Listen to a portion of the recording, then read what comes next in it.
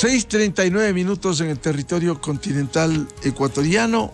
En la revista de Opinión Democracia vamos a iniciar la jornada de entrevistas.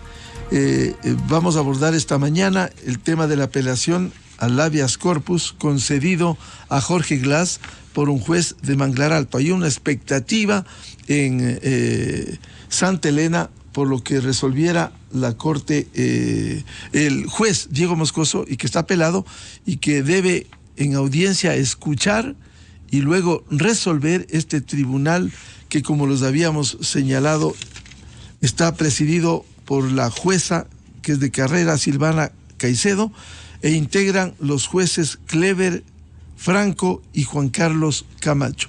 Hay una expectativa por este tema y también pretendemos abordar nueva metida de mano de la justicia, como denunciara el presidente de la Corte Nacional de Justicia, doctor Iván Saquicela, y que mereció la respuesta en rechazo del presidente del Consejo de Participación Ciudadana, doctor Hernán Ulloa, porque fue retirada la terna que enviara a la Corte para la designación del titular del Consejo de la Judicatura.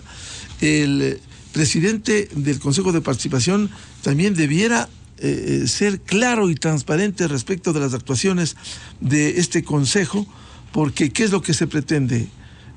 No calificar a esa terna y por ello retira el presidente de la Corte Nacional, o ¿qué es lo que se pretende hacer? Quizás reactivar al vocal suplente designado en el Consejo Transitorio, el doctor Álvaro Román, quien proviene de la designación de la vertiente de la Fiscalía General y por tanto jamás, si aquí se respeta la Constitución, jamás pudiera presidir ese Consejo de la Judicatura. La Constitución con absoluta claridad dice que debe presidir el Consejo de la Judicatura quien provenga de la delegación, en este caso de la terna, de la Corte Nacional de Justicia. Estos son los enredos que lastimosamente no generan seguridad jurídica, no generan certezas y por ello las dudas e inconvenientes en la función judicial ecuatoriana.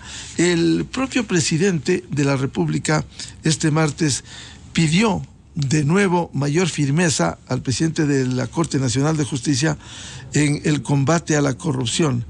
Dijo que hace un llamado al presidente de la Corte respecto de la supuesta corrupción en la función judicial que llevaría a que jueces y demás funcionarios judiciales sufran amenazas o acepten sobornos en sus actuaciones. Esto lo dijo en el encuentro con periodistas este martes del primer mandatario ecuatoriano. Pero vamos a iniciar con Arturo Torres. A propósito de un tema que el portal digital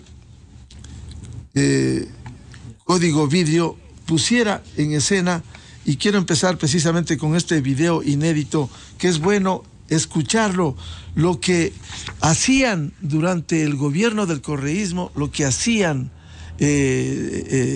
tras bastidores, y que hoy se difunde este video inédito. En resumen, lo siguiente, por favor. Segundo, no, estoy pidiendo hasta que abran la venta hasta explosivos para los mineros, porque estoy perdiendo el Amazonia, estoy perdiendo el Sucumbío, puedo perder la prefectura. Nora, nuestro alcalde le daba 2-1 al contendor, ahora está a 3 puntos de diferencia. ¿En Sucumbío? En Lago Agrio. O sea, nos están cagando. Y cuando tú le preguntas a la gente, reclama por los impuestos aquí en Quito, que en Quito estamos perdiendo, pero estamos perdiendo espacio, ¿no, verdad? Y punto Sucumbío, porque la gente, ni la gente que hace campaña puede coger gasolina. Porque yo sé que hay un tema, lo que te estamos pidiendo es que ustedes se relajen por 3 semanas. Bien, un video inédito que presenta el Código Vidrio y le consultamos a Arturo Torres luego de darle la bienvenida. Una grabación inédita y reveladora, como puso en el portal. Quizás esto destapa, en las palabras de sus protagonistas, las prácticas políticas turbias y ocultas de ese gobierno, como señala Arturo. Muy buen día. Buen día, Miguel, muchas gracias. Sí, bueno, el video es elocuente porque básicamente confirma lo que desde hace muchos años la prensa y diferentes actores sociales han venido denunciando sobre cómo el correísmo operaba con esta estrategia de simulación, muy clientelar, por cierto, para obtener votos, aprovechándose de la necesidad de la gente, pero también facilitando actividades que son ilegales, porque hay que recordar, Miguel, que en la frontera es precisamente de donde salen la mayor parte de precursores para la droga que se procesa en Colombia, es la gasolina, y también en el caso de los explosivos, eso fomenta la minería ilegal. Entonces estamos en un tema que es mucho más grave, creo yo, y que debería ser investigado por las autoridades, porque estamos hablando primero de decisiones que son ilegales, y por eso a la autoridad de ese momento, que es Cortázar, José Luis Cortázar, que es el director de la Agencia de Regulación y Control Hidrocarburífera, lo que le dicen es que no haga su función y que básicamente beneficia al partido por motivos clientelales electorales, porque ellos están perdiendo las elecciones de febrero de 2014, y recordemos que ese fue el primer revés histórico de Alianza País, después de haber ganado 9 elecciones consecutivas con este mismo tipo de métodos, ¿no? Aprovechando todo el poder que tenían para básicamente engañar a la población y utilizar el Estado a su favor, al favor de un gobierno particular. El presidente en esa época pidió licencias varias veces para entrar en la campaña y le sucedió. Y este momento de la grabación, que es el 5 de febrero en la vicepresidencia, Miguel, Correa estaba con licencia haciendo propaganda para sus candidatos, se movía en todas las provincias y se apuntalaban de este tipo de decisiones, ¿no es cierto?, para a su vez beneficiarse y dar una imagen de bonanza que ya estaba perdida, porque para el 2014 ya empezaba el declive por la crisis económica, que por la caída de los precios del petróleo, que era lo que le permitió al correísmo tener esta popularidad y empezar a hacer obras, la mayoría con sobreprecios, con problemas que ya hemos analizado. Pero creo que el video aporta precisamente eso, el doble discurso, las prácticas bajo la mesa, las decisiones que nunca se conocen y sin embargo ahora se evidencian, que tomaban por abajo torciendo la ley y aprovechándose, como digo, de la necesidad de la gente que cree en estas ofertas clientelares chuecas de los políticos, que básicamente están buscando beneficiarse y beneficiar a ciertas mafias, como vemos que es la minería ilegal, todos los daños que ha causado, y el narcotráfico, evidentemente, que se benefician de eso, porque ¿quién lleva? Pues en general gasolina en canecas en la frontera, hay que decirlo, en esa época fue el mismo gobierno el que fijó, el mismo gobierno de Correa, el que fijó cupos a la entrega de combustibles con el discurso de que querían frenar el contrabando, pero vemos que no es así.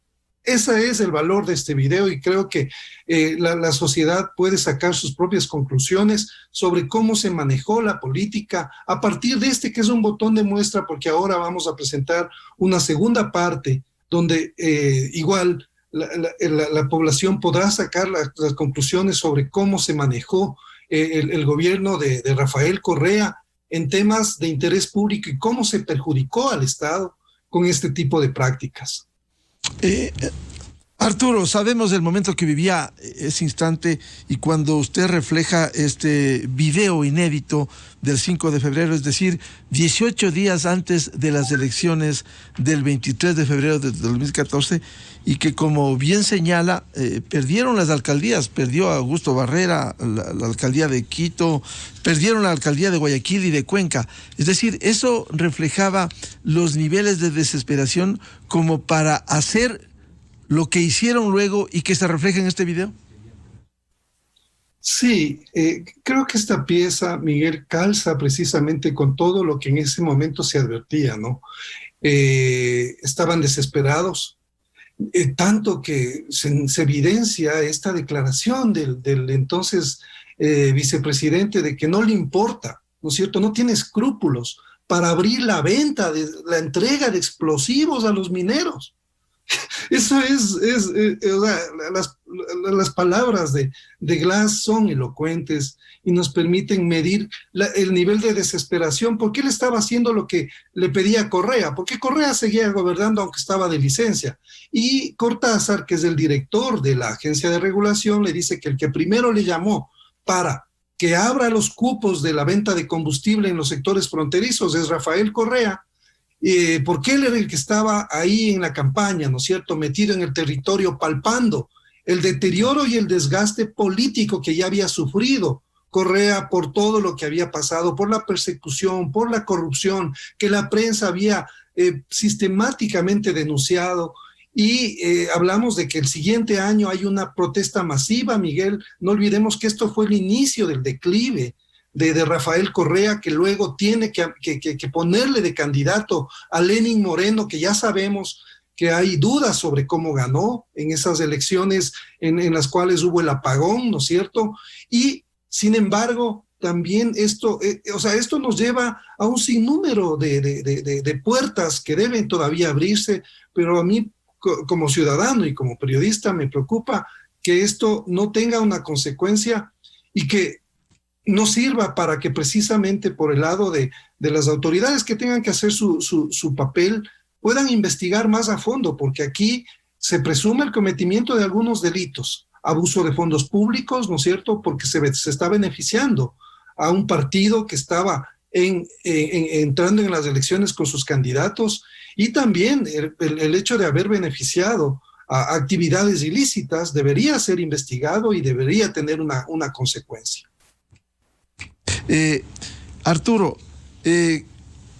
esto también pone en evidencia, además de la desesperación política del momento, presidiendo el Ecuador, quien fuera condenado, y hoy se va a ventilar la apelación del habeas corpus, quien dirigía ese momento el país, el señor Jorge Glass Espinel, por un lado, y por otro, lo que implicaba, lo que usted decía, que se abra la venta de explosivos. ¿Qué se pretendía con eso? O sea, lo que yo entiendo por lo que estuve revisando la información y lo que ocurría en ese instante es que, como siempre, la minería ilegal, ¿no es cierto?, necesita de todos estos materiales, y que siempre la venta es restringida y debe ser controlada, sabiendo quiénes son, a quiénes se les está vendiendo, porque no olvidemos, Miguel, que en el año 2012 hay un operativo masivo en Esmeraldas contra la minería ilegal, en la cual el gobierno de Correa con Patiño y con todos sus ministros hicieron una parafernalia para supuestamente terminar con la minería ilegal en el norte, y parte de esto era estas políticas de restricción de venta de combustibles y de gas, ¿no es cierto? Entonces, todo esto que estamos viendo, deja en el piso y nos muestra de cuerpo entero cómo se manejaban las decisiones. Unas eran las decisiones, digamos, para el pueblo, hacia afuera, la simulación política, y otras eran las acciones por debajo, subterráneas, que siempre estaban, en estos casos, torciendo la ley, aprovechándose de todo tipo de artimañas y de artilugios para básicamente sacar beneficios particulares, no solamente para su movimiento, sino para la gente que les apoyaba, es decir, la minería ilegal, la gente que se beneficia de la venta de combustible, es decir, de todo el tráfico de combustible, y estas actividades son ilegales, porque cuando uno abre cupos de una manera desmesurada en la frontera, sabe que eso va a ser para el contrabando. Entonces, Miguel, es que es impresionante entender todo lo que hizo el gobierno para tratar de ganar las elecciones, y sin embargo, el pueblo fue mucho más intuitivo y le dio la espalda a Correa, porque perdieron aparatosamente esa elección. Y la gente entendió esa intuición, como digo, de que había una mentira detrás, aunque no había pruebas. Ahora las pruebas están a la vista y son confesadas a confesión de parte, relevo de prueba, básicamente. El entonces presidente encargado nos da la pista de cómo manejaba Alianza País y cómo manejó durante una década y más la política en este país. Y creo que ese es el aporte que, esta es una pieza, Miguel, en la cual la prensa y otros sectores han ido revelando, han ido denunciando estas prácticas que afectan al interés público. Y creo que debemos reflexionar sobre a quién vamos a dar el voto en las próximas elecciones seccionales que ya se vienen el siguiente año, para no dejarnos utilizar con estas mismas tácticas, ¿no es cierto?, que nos doran la píldora, nos venden lo mejor y sin embargo sabemos que hay un interés por debajo. Entonces, creo que eso también hay que mirarlo en perspectiva, Miguel, en este caso, a partir de lo que nos evidencia este video. En su testimonio que pone en el portal Código Vidrio, dice que quisieron entrevistar a Cortázar, pero él no asoma. ¿Qué pasa con Cortázar? Para ver qué responde. Sí, nosotros tratamos de ubicarlo a su número celular. Él está activo en su red en LinkedIn, ¿no es cierto?, con su perfil profesional. Hasta la semana pasada él estuvo posteando cosas en su red social, a los números que él deja ahí, y buscamos otros datos, le llamamos, le dejamos mensajes, y también al correo electrónico que él deja como referencia le escribimos pidiéndole la versión sobre qué había pasado, por qué él cambió de opinión y por qué él básicamente no cumplió su función de autoridad, de regulación.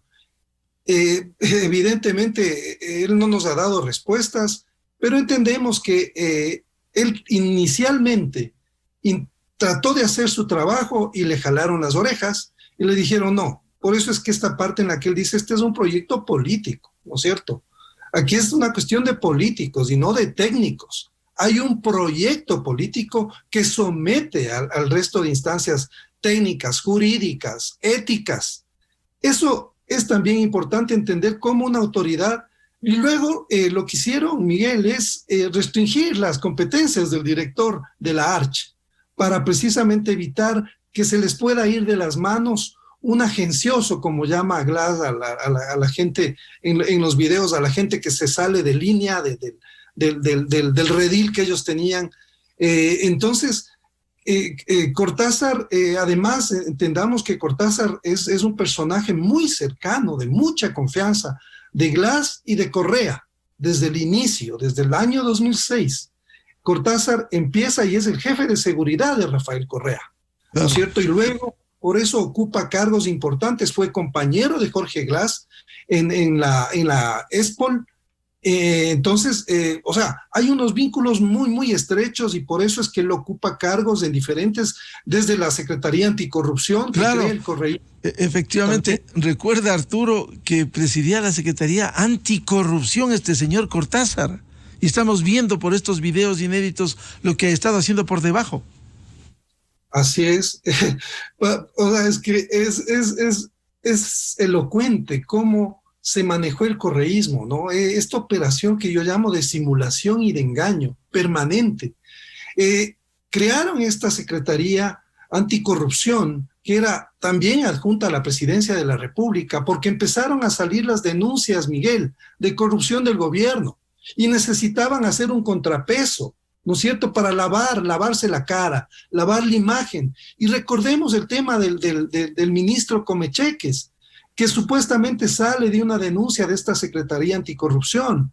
Eso se les fue de las manos porque ya sabían que la prensa estaba denunciando el tema y ellos también salen con su investigación precisamente encabezada por Cortázar. Y luego no hay que olvidar que Correa le iba a visitar al Comecheques, a este ministro Comecheques, a respaldar, lo fue un sábado al ex penal García Moreno a visitarlo, a darle respaldo. Eso hizo Correa. A este sentenciado por corrupción. Y eso no era gratuito, Miguel. Le iba a visitar y ahora se entiende, para que no hable, no cante lo que sabía, porque él también, este ministro del deporte, sabía porque era parte de la misma organización y conocía todas las prácticas. Entonces debían mantenerlo tranquilo, calmado, prometerle que iba a salir rápido porque ellos estaban en el control de todo, y luego vino la reforma o la metida de mano de Correa a la justicia y salió los siguientes años de prisión este ministro. Entonces, es básicamente una pieza que nos ayuda a entender cómo se armó este rompecabezas perverso de engaño para la comunidad en general, y creo que este tipo de operaciones que siempre se manejaron bajo la mesa y que la mayor parte de la comunidad no sabía, van a seguirse evidenciando, estimo yo, porque esperamos que otra gente que colabora, porque hay que decirlo también, Miguel, sin la colaboración de gente comprometida contra la corrupción, este video no se habría divulgado, porque los periodistas lo único que hacemos es comunicar información que le pertenece a la comunidad, con colaboración de gente que también está comprometida con la lucha anticorrupción y que está harta de estas prácticas, Miguel. Entonces yo felicito y le apoyo, estimulo a la gente a que siga saliendo a dar información a la prensa para que se conozcan este tipo de prácticas, para que no se vuelvan a repetir en el futuro. Eso es lo que está en juego. Ya vemos todo lo que estamos viviendo ahora, fruto de toda esta década: crimen organizado, narcotráfico. El gobierno anterior abrió las puertas de par en par al narcotráfico. Se empezó a construir un narcoestado, Miguel. Eso tiene que entender la sociedad. Por eso es que es tan importante que la información llegue y que todos los ciudadanos podamos reflexionar sobre esto. Y lo que esté en juego es eso precisamente, el que el Estado sea un Estado fallido, precisamente por este tipo de prácticas que nos han afectado tanto. Arturo, en su publicación dice que mañana va a presentar cómo Glass le exige a Cortázar que no pide informes a las petroleras privadas a cargo de los consorcios Shushufindi y Parda Service, y que no deje nada por escrito, pues años después con eso podrían apresar al presidente Correa. ¿Cómo es eso? Sí, eso se va a ver en el video que publicaremos hoy. Básicamente le siguen dando instrucciones al director de la ARCH porque es como que en esta primera inquietud él estaba como aprendiendo y dando señales de que estaba haciendo su trabajo, pero en ese momento precisamente es cuando es un quiebre y le dicen no, o sea, a ver, pórtate bien, no sigas haciendo preguntas incómodas, ese no es tu papel, o es decir, tu papel no es de autoridad, sino de militante leal al correísmo. Esa es la señal clara, y eso es lo que pasó con el correísmo, de lo que estamos viendo a partir de estos videos y de toda la información que se ha venido divulgando durante tanto tiempo. Entonces, sí, el tema creo que de fondo es cómo sobre operaciones que les podrían comprometer, ¿no es cierto? Y que luego podrían igual significar enjuiciamiento y apresamiento del presidente Correa. Ellos no querían dejar huella, pero lastimosamente la tortilla se les viró. Con el tiempo ya vimos que el entonces presidente fue enjuiciado, el mismo Glass. Es que las palabras de Glass son premonitorias, Miguel, no contra el expresidente Correa, que huyó del país, que utilizó a otros y le utilizó al mismo Glass. Esto también hay que entenderlo, ¿no es cierto? O sea, él se valió de mucha gente que ahora le quiere victimizar y que aparecen como mártires, pero realmente también fueron, de alguna forma, ellos entraron en el juego, se sometieron, pero también fueron utilizados por esta egolatría de Rafael Correa, que está a salvo en Bélgica, mientras toda su gente tiene que enfrentar a la justicia aquí en el país. Otros han fugado, como los hermanos Alvarado, y ya sabemos, pero en el caso de Glass, él es el que le dice a Cortázar, y hoy se va a ver en el video eso, que tenga cuidado con las cosas por escrito, que no deje nada por escrito, porque eso le puede costar la cárcel al presidente Correa años más tarde. Resulta que le costó la cárcel a él mismo, que era en ese momento presidente encargado del Ecuador. Bien, estaremos pendientes y algún otro capítulo de esto o con el de hoy va a concluir este episodio, Arturo. Bueno, Miguel, tenemos más información que estamos explorando. porque hay que decirlo, el que grabó los videos fue el propio Cortázar. Fue el propio Cortázar el que grababa los videos. Entonces, evidentemente, este es un tema que todavía, como digo, estamos nosotros procesando información y seguiremos nosotros con nuestra tarea de divulgar información que consideremos de interés público para que la ciudadanía siga informándose sobre estas prácticas que tanto daño le han hecho al país. Bien, estaremos pendientes de este aporte siempre valioso del portal digital Código Vidrio y su principal, Arturo Torres. Arturo, muchas gracias por atender a la revista de Opinión Democracia. Muchas gracias, Miguel. Buenos días. Muy amable. 7:04 en el territorio continental ecuatoriano, buscando la verdad en la revista de Opinión Democracia. Vamos a una pausa publicitaria y tenemos previsto un debate precisamente sobre la apelación al habeas corpus a Jorge Glass y la nueva metida de mano a la justicia, como se denuncia, con algunos insumos, con algunos documentos y 3 invitados: el doctor Ismael Quintana, constitucionalista, la doctora Mariana Yepes, ex fiscal general, y el doctor Andrés Páez, quien es uno de los actores en la apelación por esta decisión cuestionada del juez Diego Moscoso a favor de Jorge Glass en Manglar Alto.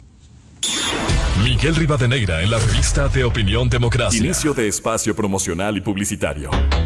Hey, ¿te acuerdas del oso perezoso de Salutza? Pues ahora volvió más saludable que nunca. Es que Julián se enteró que con los planes médicos de Salutza y su programa Vitality hay nuevas formas de ganar premios cumpliendo metas de bienestar, como dejar el celular 1 hora antes de dormir, comer snacks sin azúcar, conversar diariamente con tus amigos, comer 2 frutas diarias 3 días a la semana. ¿Cierto, Julián? Sí.